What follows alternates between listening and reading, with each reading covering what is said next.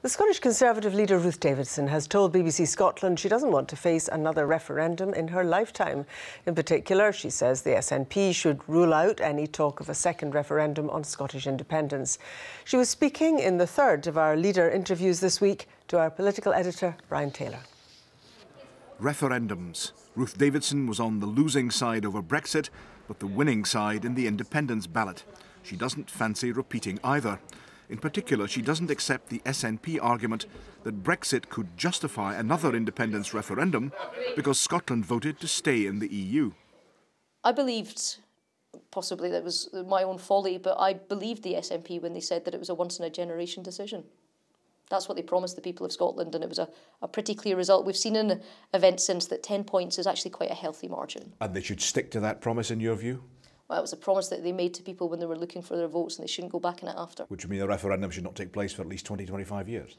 I would quite like to be out of politics completely by the time, if there ever is another one. In fact, I would never like another one at all. I've fought 2 referendums on the Constitution, one on Brexit and one on independence, and I think they divide countries and they divide people into tribes, these binary referendums, and I would be happy never to see another one in my lifetime. Ruth Davidson repeatedly declined to say whether Downing Street would veto a further independence referendum using Westminster powers over the Constitution. Still, with Brexit, she's meeting the Prime Minister on Monday in an effort to broker a deal over the transfer of EU-devolved powers like agriculture.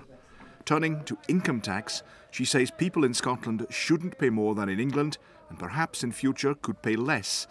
And she cites an unexpected mentor. And you know, I can't believe I'm going to say this, but the person that used to best understand this was Alex Salmond. He was the person that used to talk about cutting corporation tax. He was the person that used to talk about cutting air passenger duty. And it wasn't because he wanted cheaper flights. It's because he wanted, as First Minister, more money to spend on public services, because he knew, as I do, that encouraging the growth in the business side of Scotland is how you bring in more money to this country. Would you ultimately therefore like to offer in Scotland a lower tax rate than that applying elsewhere in the UK? I think the long-term aim should be to do that, but right now, let's try and grow our economy. In response, Alex Salmond stresses he channelled the SNP towards progressive income tax while leader and firmly backs that approach now. The SNP also say Tory MSPs regularly urge more spending in areas like roads and health. But Ruth Davidson says, as First Minister, she'd trim waste, cut unwanted plans like named persons and boost economic growth.